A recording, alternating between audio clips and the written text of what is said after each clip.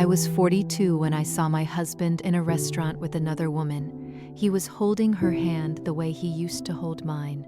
And the strangest part wasn't that. The strangest part was that he looked happier than he had in years with me. In that moment, I didn't scream, didn't walk up to their table, didn't make a scene.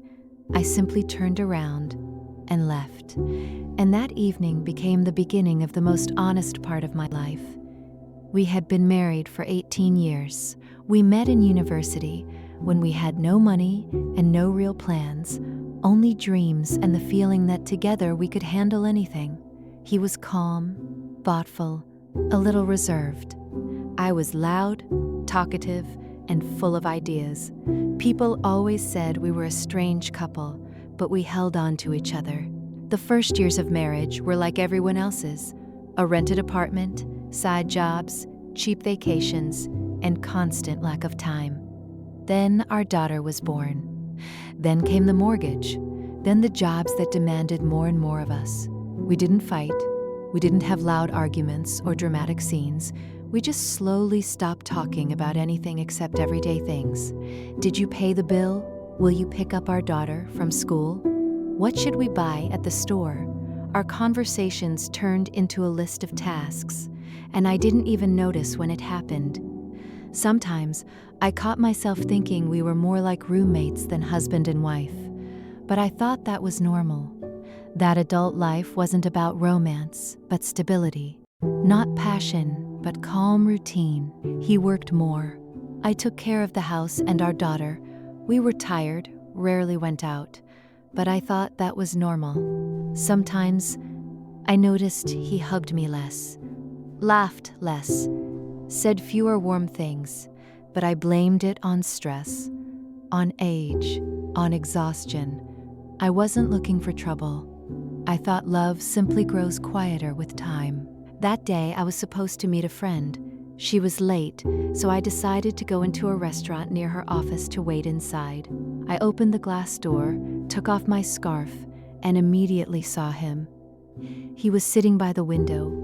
Across from him was a woman in her 30s. She had blonde hair and a soft smile. They were talking, and he was looking at her the way he used to look at me, with interest, with warmth, with bright, living eyes. Then he reached his hand across the table, and she took it. In that moment, everything inside me went quiet. No shouting, no rage, no panic, just silence. I stood behind a column, and they didn't see me. I could have walked over. I could have made a scene. I could have thrown a glass of water at him. I could have shouted across the restaurant. But instead, I simply walked outside. It was a cold evening. People were hurrying home. Cars were passing by. Someone was laughing on the phone. The world kept moving as if nothing had happened. I walked down the street, thinking only one thing: when did we become strangers? That evening, he came home as usual, took off his coat, put his bag on the chair, asked, "How was your day?" I looked at him and realized I could live with him for many more years. We could pretend nothing had happened. He could end it. We could stay together out of habit, for our daughter, for comfort.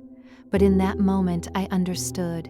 I no longer wanted a life where I was chosen out of habit. I didn't scream, didn't accuse him, didn't throw things.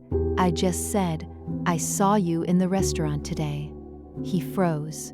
1 second. 2, 5. Then he sat down and quietly asked, "How long have you known?" "Since today." He was silent for a long time. Then he said, "I didn't want it to turn out like this." He sounded so tired that I didn't feel pain, just sadness, as if we had both lost a long, slow game. That night, we barely spoke. He slept on the couch. I lay in the bedroom, staring at the ceiling. But instead of tea,